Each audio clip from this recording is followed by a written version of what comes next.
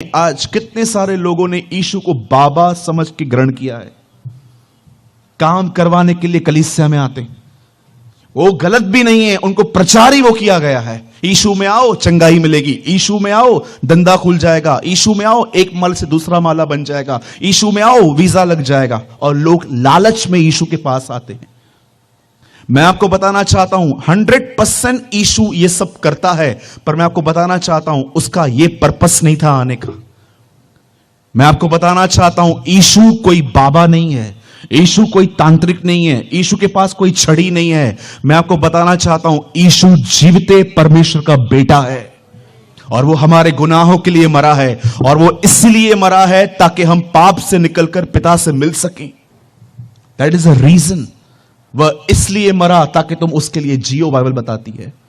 आज मैं आपसे पूछना चाहता हूं, क्या आपने यीशु को कैसे ग्रहण किया है? कहीं ऐसा तो नहीं है कि यीशु आपके लिए एक अम्ब्रेला की तरह है, जब बारिश आती है तब आप उसे खोल देते हो, भाग भाग के आते हो, पास्टर मेरा काम अटक गया है, मेरे लिए दुआ करो, और जैसे बारिश बंद हुई चलो 3 महीना चर्च नहीं जाना है अभी। मैं बहुतों को देखता हूं जब उनके ऊपर तकलीफ आती है ना, इतनी दुआएं करेंगे, इतनी प्रार्थनाएं करेंगे, प्रभु तू ये, प्रभु तू वो, लेकिन जब फिर तकलीफ चली जाएगी ना, फिर हमको उनको बोलना पड़ता है दुआ करो, हमको बोलना पड़ता है प्रार्थना करो। क्या ये सही तरीका है? पौल कहता है तीमुथियुस को, सब अपने ही स्वार्थ की खोज में है, न कि मसीह यीशु की। जब तक उसके हाथ में मछली और रोटी थी, सब कहते थे ये हमारा राजा है। जिस दिन उसने खिलाना बंद कर दिया, वही पब्लिक कहती है इसे क्रूस पे मारो। लोग अपने स्वार्थ के लिए खुदा का इस्तेमाल करते हैं। आज मैं आपको बताना चाहता हूं, परमेश्वर का आपके साथ संबंध ऐसा नहीं होना चाहिए। एक दिन क्या हुआ, परमेश्वर और शैतान बात कर रहे थे, परमेश्वर और शैतान बात कर रहे थे अय्यूब के विषय में। और परमेश्वर अय्यूब के विषय में कहता है, क्या तू मेरे दास को जानता है? वो खरा सीधा मेरा भय मानने वाला है। और शैतान जानते हैं क्या कहता है? बिल्कुल, पर मैं ये भी जानता हूं, शैतान कहता है कि ये तेरा भय क्यों मानता है? क्योंकि तू उसको ब्लेसिंग देता है, तू उसको कुछ देता है, इसलिए वो तुझे इसलिए वो तुझे मानता है। तू सब कुछ छीन, फिर देख ये क्या कर रहा है। परमेश्वर ने कहा ठीक है, सब कुछ खत्म कर। और शैतान गया, उसे सबको मार दिया सिवाय उसकी बीवी को। क्यों बीवी को क्यों छोड़ दिया? क्योंकि शैतान जानता है कुछ लोग मरने से ज्यादा जिंदा काम के होते हैं। एंड अब वो जानता था, अब उसकी बीवी के द्वारा वो उसको मेंटली टॉर्चर्ड करेगा।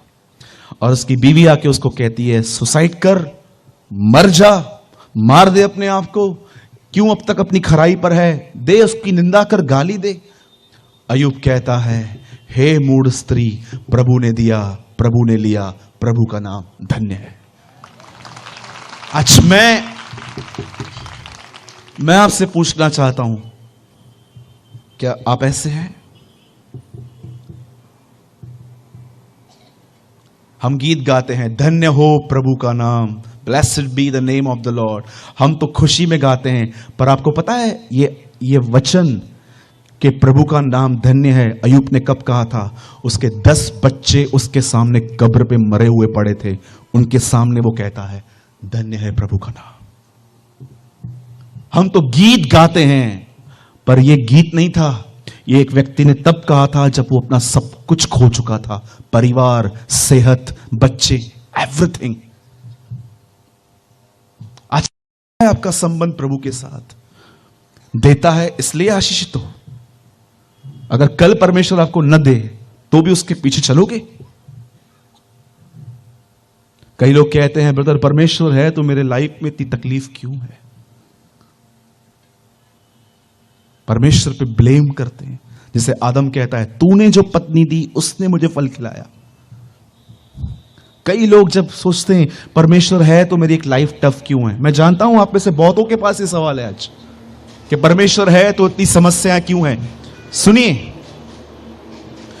कहां लिखा है जिनके पास परमेश्वर होता है उनके पास तकलीफ नहीं होती? Tell me. कहां लिखा है कि जिनके पास प्रभु है उनके पास तकलीफ नहीं आती? कितने लोगों ने पुराने नियम में योना की किताब पढ़ी है? हाथ उठाइए। योना पढ़ा है आपने? योना जिस बोट पे चढ़ा वहां तूफान आया कि नहीं आया? क्यों आया?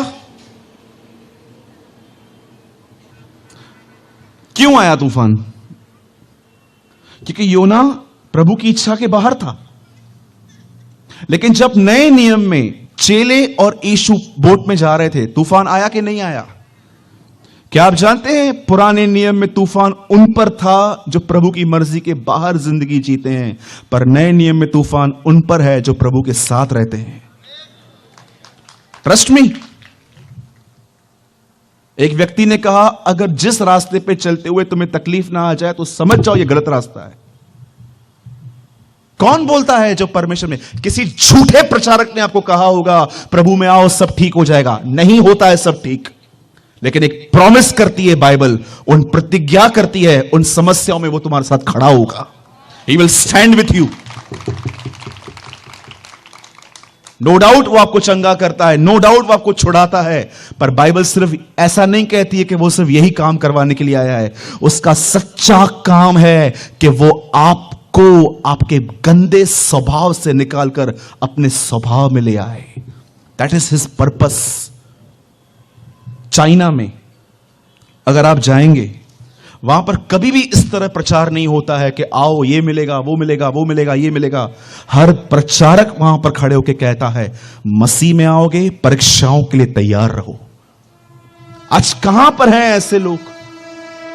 मैं पूछना चाहता हूं, आज कहां हैं ऐसे लोग जो चर्च को खड़े होकर कह सकें कि भले ही ये मार्ग बहुत कठिन है, पर ये मार्ग खुदा तक पहुंचता है।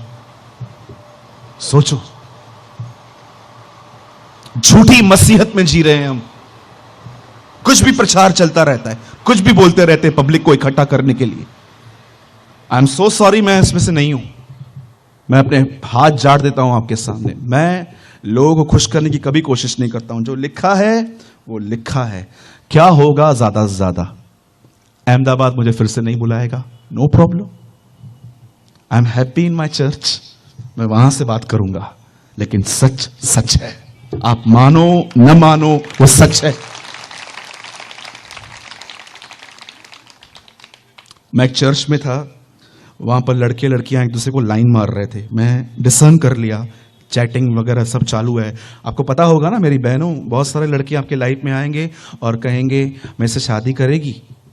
तो उसको बोलो कैसे? तो मतलब क्या बोलेगा? मैंने दर्शन देखा। इनको सिर्फ यही दर्शन आते हैं और कोई दर्शन नहीं आता है। वहां पर लाइन मार रहे थे मस्त। और जानते क्या बोलते हैं एक दूसरे को? तू शादी कर ले, हम साथ में मिनिस्ट्री करेंगे। वो तो तेरी मिनिस्ट्री चालू हो गई है, मेरे को पता चल रहा है।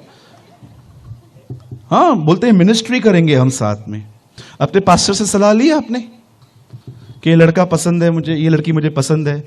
नहीं नहीं, चमाट मारेगा मेरे को। मतलब गलत है ना। मैं एक चर्च में था, वहां पर लड़के लड़कियां एक दूसरे को लाइन मार रहे थे। तो मैंने डिसर्न कर लिया कि कुछ गलत है यहां पर। और मैंने पास्टर जी को बोला, पास्टर जी आप कुछ बोलते नहीं है? अन्य जातियां आएंगी, ये सब यहां पर देखेंगी, कुछ बोलते नहीं हो? उन्होंने बोला नहीं, मैं नहीं बोलता हूं। मैंने बोला क्यों? वो ऑफरिंग फिर नहीं आएगी ना।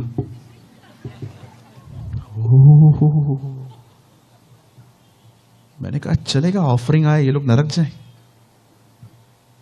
मैं हर अगुवे से पूछता हूं, जिस पब्लिक को आप प्रचार करते हो, क्या ये पब्लिक आपको उधर दिखेगी? रेनाल्ड बॉन्की ने यही सवाल बेनियन से पूछा था, जिस भीड़ को तू प्रचार करता है, क्या ये तुझे वहां मिलेंगे? उसका प्रचार करने का तरीका बदल गया। आज मैं आपसे पूछना चाहता हूं, हाउ आर यू? आप कैसे हैं?